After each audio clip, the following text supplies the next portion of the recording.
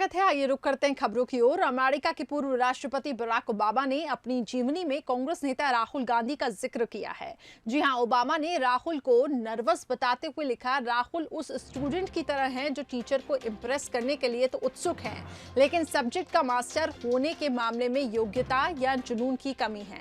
ये राहुल गांधी की कमजोरी है। ओबामा ने राहुल के अलावा मनमोहन सिंह, सोनिया गांधी का भी जिक्र किया। ओबामा ने मनमोहन सिंह को शांत और ईमानदार नेता बताया है। वहीं आपको बता दें, ओबामा जब सत्ता में थे तब राहुल गांधी कांग्रेस के उपाध्यक्ष थे। ओबामा आखिरी बार दिसंबर 2017 में भारत आए थे, तब राहुल उनसे मिले थे। राहुल ने ट्वीट कर कहा था कि ओबामा से मुलाकात शानदार रही है। तो राहुल में मास्टर होने की योग्यता या जुनून नहीं है।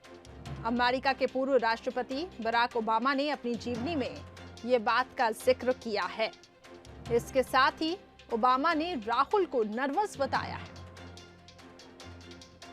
योगेश यादव जी, कांग्रेस नेता, इस वक्त हमारे साथ जुड़ चुके हैं। इसके साथ ही हितेश वाजपेयी जी, बीजेपी नेता, हमारे साथ जुड़े हैं। आप दोनों मेहमानों का बहुत बहुत स्वागत है। सबसे पहले योगेश यादव जी, आपके पास आना चाहूंगी। जिस तरीके से हम तस्वीरों में देख रहे हैं अपनी टेलीविजन स्क्रीन पे कि पूर्व राष्ट्रपति अमेरिका के बराक ओबामा अपनी जीवनी में राहुल गांधी का उन्होंने जिक्र करते हुए नर्वस बताया है, और इसके साथ ही कहा कि राहुल उस स्टूडेंट की तरह हैं जो टीचर को इम्प्रेस करने के लिए उत्सुक है, लेकिन सब्जेक्ट का मास्टर होने के मामले में योग्यता या जुनून की कमी उनमें दिखाई देती है। कांग्रेस क्या जवाब देगी, किस तरीके से इसे देखती है? देखिए, इससे पहले हमें बराक ओबामा के मानसिक स्तर का थोड़ा सा आकलन कर लेना चाहिए। बराक जिस समय ट्रंप बने वहां पर तो अपने आप को हताश और निराश महसूस किया। उनके कैंडिडेट को पराजय मिली, और यदि वो कहते हैं कि बाइडेन उनसे उनकी मदद से जीते हैं तो ये सरासर झूठ है। बाइडेन की अपनी एक इमेज थी, उसके कारण वो जीते। अपने आत्मकथ्य में, अपनी किताब में जो कुछ भी उन्होंने लिखा है, ये हताशा और निराशा का प्रतीक है। और अमेरिका की तरफ से इस तरीके की घटनाएं कई बार होती रही है। भारत विरोधी कई बयान जारी हुए हैं।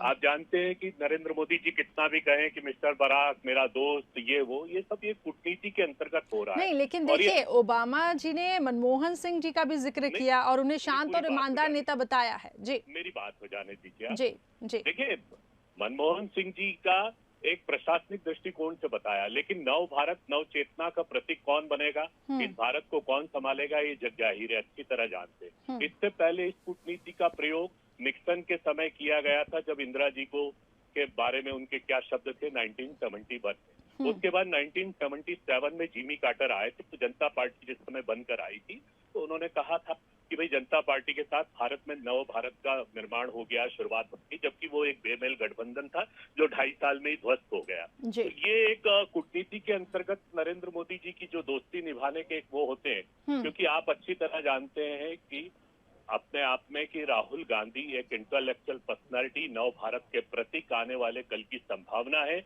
और देश का जो मैं प्रशासनिक जिसको कहते हैं, प्रशासनिक अमला, और जो देश के विकास के पथ पर बढ़ने वाला है, वो उन्हीं के। एक लाउड होना अलग बात होती है, लेकिन एक सिस्टमेटिक तरीके से कार्य करना। आज भी उनका बयान बहुत महत्वपूर्ण है कि घरेलू उत्पाद में जिस तरीके से जीडीपी हमारी घटती जा रही है, राहुल जी का कोई सा भी बयान ऐसा नहीं आता है कि जो एक हताश छात्र से उनकी तुलना की जाए।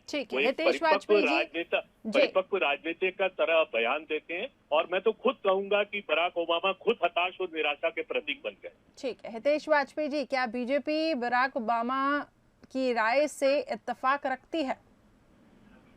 देखिए, इसमें ऐसी कोई भी बात नहीं है जो नई बात हो, और यही कारण है कि राहुल गांधी की स्वीकार्यता पर प्रश्न चिन्ह है। जनता नहीं तैयार है मानने के लिए। कांग्रेस जितना चाहे उनकी माला जपे, उससे फर्क नहीं पड़ता। दूसरी बात जो इन्होंने बराक ओबामा के लिए कही है, देखिए क्या होता है कि कोई व्यक्ति यदि आपकी वो कोई डेरोगेटरी बात तो कर नहीं रहे हैं, वो एक अपनी दृष्टि से जो उनका आकलन है उसको प्रस्तुत कर रहे हैं।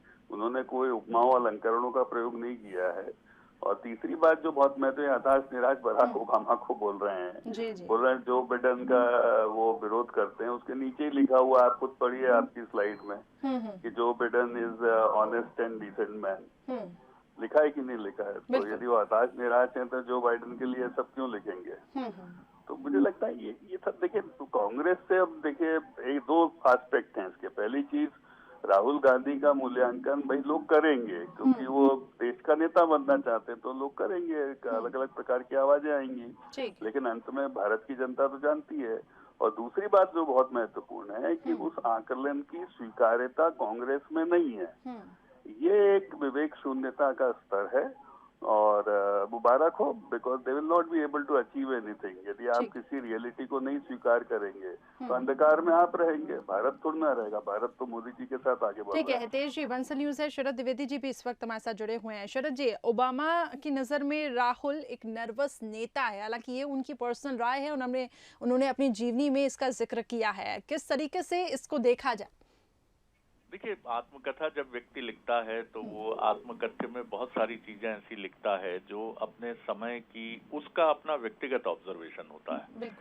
यही वजह है कि उससे सहमति और असहमति बराबर बनी रहती है और ये वैश्विक स्तर पर हमेशा होता है कि कोई भी दुनिया का जो टॉप लीडर है, जो दुनिया भर के नेताओं से मिलता है, वो उनके बारे में अपनी राय लिखता है। लेकिन मुझे लगता है कि इससे डॉक्टर वाजपेयी भी सहमत होंगे कि ये राय कोई प्रमाण पत्र नहीं होती और यही वजह है कि मुख्यमंत्री शिवराज सिंह चौहान, जो अपने मृदुल और एक लोकधर्मी व्यवहार के लिए पहचाने जाते हैं, उन्होंने जब वो मुख्यमंत्री मध्य प्रदेश के थे, मुझे लगता है कि ये 2014 के बाद की बात है, जब एक अमेरिकन ही पत्रिका ने तत्कालीन भारतीय प्रधानमंत्री डॉक्टर मनमोहन सिंह को अंडर अचीवर कहा था, यानी क्षमता से कम प्रदर्शन करने वाला, तो ये मुख्यमंत्री शिवराज सिंह चौहान थे जिन्होंने कहा था कि हमें कोई प्रमाण पत्र नहीं चाहिए बाहर की किसी विदेशी पत्रिका से कि हमारे प्रधानमंत्री किसी एक दल का नहीं है, वो सबका है। राहुल गांधी जी के बारे में जो परसेप्शन है वो परसेप्शन दरअसल आप देखें अगर तो ये रिफ्लेक्शन उनकी अपनी पार्टी से भी कई बार आता है। ये नहीं आता है कि वो नर्वस हैं, लेकिन सबसे पहला आपको मैं याद दिलाना चाहूंगा कि आज से 6-7 साल पहले या बल्कि 8 साल पहले ये सलमान खुर्शीद थे जिनका ये शब्द था कि it seems that mister Rahul Gandhi is a bit reluctant leader, यानी वो एक अनिच्छुक राजनेता प्रतीत होते हैं, जिसकी बड़ी चर्चा हुई थी। उसके बाद अभी ये जो 23 कांग्रेस के नेताओं ने पत्र लिखा, सब ये चाहते हैं कि राहुल अपनी एक सक्रिय भूमिका निभाएं। देखिए, जीवन में प्रश्न हमेशा उठते हैं, जब तक आप सफलता के नजदीक नहीं होते हैं आप पर प्रश्न उठेंगे। कोई आपको नर्वस कहेगा, कोई आपको अनिच्छुक राजनेता कहेगा।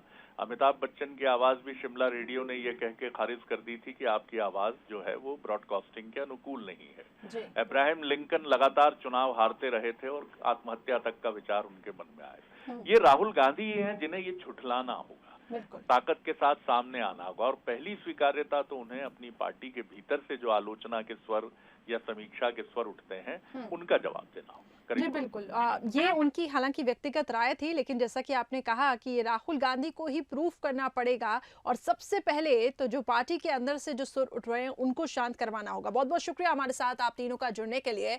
तो मास्टर होने की योग्यता या जुनून नहीं है, बराक ओबामा ने अपनी जीवनी में राहुल गांधी का जिक्र करते हुए ये लिखा है।